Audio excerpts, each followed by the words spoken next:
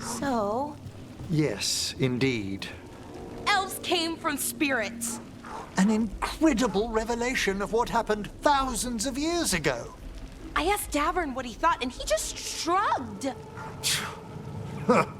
He would.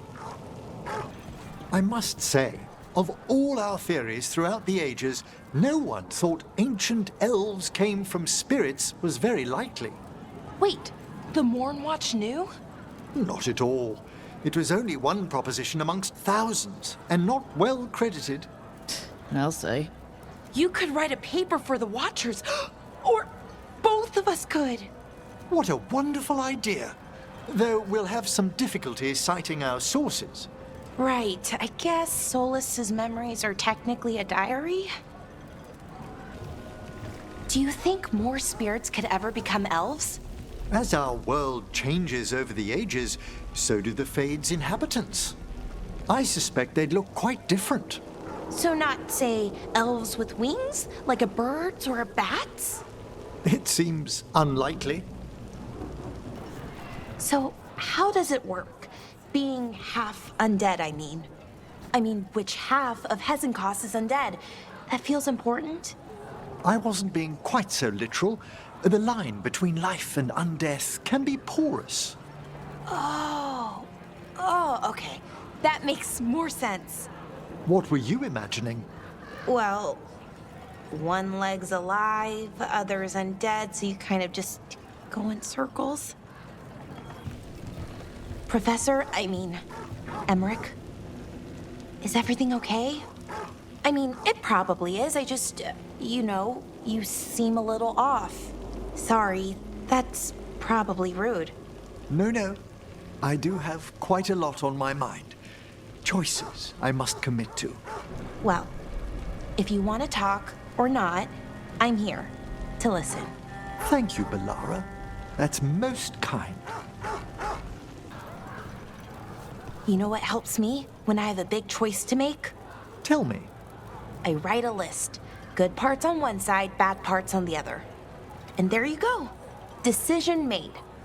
Well, until I regret it and worry. My decision is about a certain life-altering path I might take in the Mourn Watch. I'm afraid it doesn't lend itself well to a tally. Well, just in case, the list can help. How have you been feeling, Bellara? Fine. Good. I keep going over my last conversation with Cyrian. Was there something I could have said to him so he'd stop being such a damn idiot? The perfect set of words? If only you could have found them. Yes. Sorry. I know it's stupid. I think it's the most natural wish in the world. Why do you think Anaris hasn't made himself a new mortal form yet? There are complexities to crafting a body that can reason. Demons make bodies, but not great ones. Physical laws baffle them. It's why so many spirits prefer possession. So maybe Anaris is scared a new body could go wrong? He's still aiming for something, though. If you're curious about the undead, Bellara, I could arrange an excursion. To see ghosts? Far better. All sorts of unique entities dwell in the deep necropolis. Where should we start? The Unspoken Valley? The Charnel Bridge? Oh, but the nightmare fog's returned there lately. We have got to banish that one day. So, ghosts are complicated. What about vampires? Ah, there. The stories have a bit more substance to them. Really? Vampires exist? Really exist?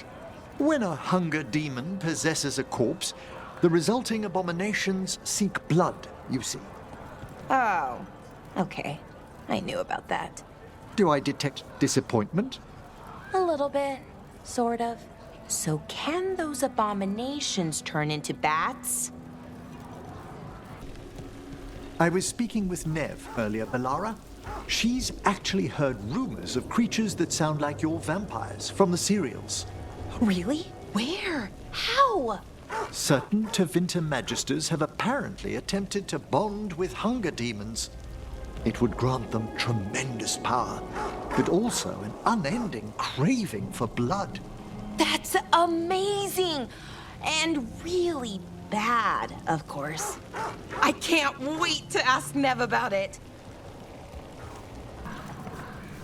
So Nev said, if the rumors are true, they don't lead anywhere good about vampires in Minrathous. I think we should prove it. We can lure them out, see what works. Whenever we can, I mean. We might cause a stir. They're very permissive about magical alterations in Minrathous. Then again, this is exactly the sort of thing Davron keeps proposing. Ooh, a group excursion. I never get used to it. The ancient elven magic, I mean. How so? It feels weird. Different from other magic. It is more powerful than most of what we're used to, certainly. Maybe. A little bit, but it's more than that. It feels almost cold. How interesting. Is it an external sensation? No, it's inside cold, not outside cold. I understand what you meant about old elven magic feeling cold, Bellara. Really? I don't even know if I did. The Mourn Watch pulls on very different magic for our rituals. It's more still than what you'd use to manipulate rock or summon lightning. It anticipates.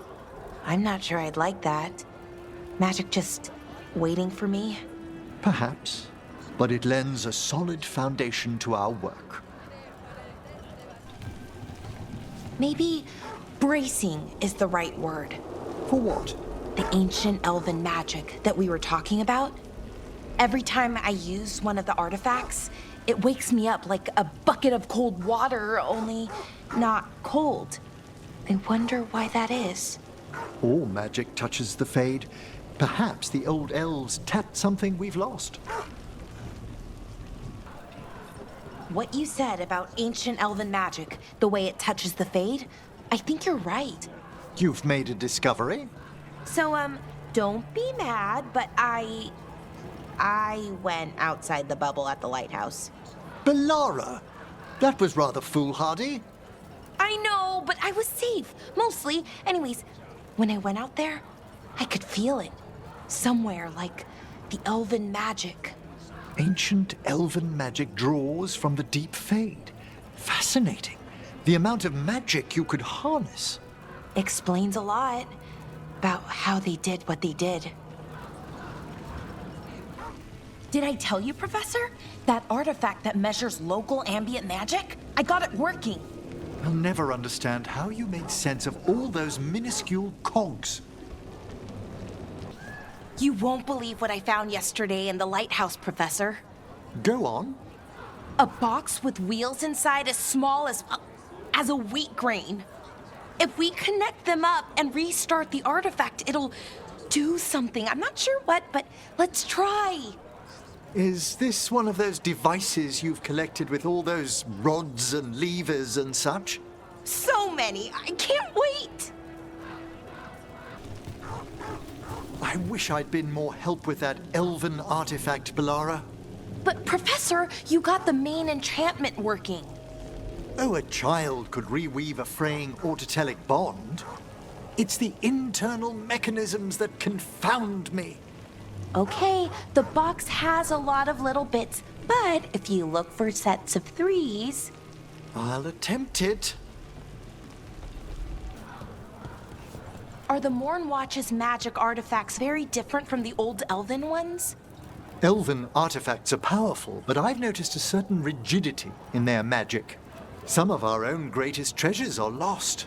The skull of Sabanar, the key of dead dreamers, the crown of the moon. That's too bad. Do yours ever make weird buzzing noises? Is this about that elven device of many parts? It's like there's an invisible beast somewhere inside it. So, Professor, I tried out that box-shaped elven artifact. Alone? No, Strife was there. Anyways, I thought such a complicated device would be for controlling energy, or gravity, or fade channeling. What did it do? It's a music box. How harmless. What did Strife think? He laughed so hard he cried. You know what? I'm actually glad that elven artifact turned out to be a music box. Oh? It's so nice. Sometimes it's easy to forget the ancient elves were mostly regular people, not monster gods. And that those regular people were the first to try stopping Elgernon and Gillenane. That ancient battle bought us time. Yeah, and I'm not wasting it.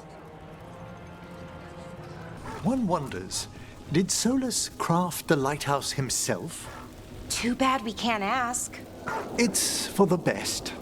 Yeah, I'd never trust the god of lies. Nor I. Right. Though if one were, theoretically, in Rook's position, I'd have so many questions about Arlethan. to have even 5 minutes to ask Solas about the Veil. Tell me, Bellara, what training did you have as a young mage? My clan's keeper showed me the basics. And afterwards? I tried it a lot and saw what worked and what didn't. Then I met the Veil Jumpers and read books when I could find them. I must introduce you to our head librarian. Really? Thank you. He's an excellent fellow, a little retiring, but Aldrich went through so much after he died. Oh, I'll remember not to ask about that. Have you ever considered joining a formal order of mages, Bellara? Huh, I don't know. Can I even do that? The Mourn Watch would be open to it. That's true. We would. Aw, thanks, Rook. Professor. But the Veil Jumpers need me. Arlethan's weird and dangerous, very, very dangerous. But it's home. I thought as much. The offer stands if you reconsider. The Watchers work so much with spirits, but none of you seem to get possessed.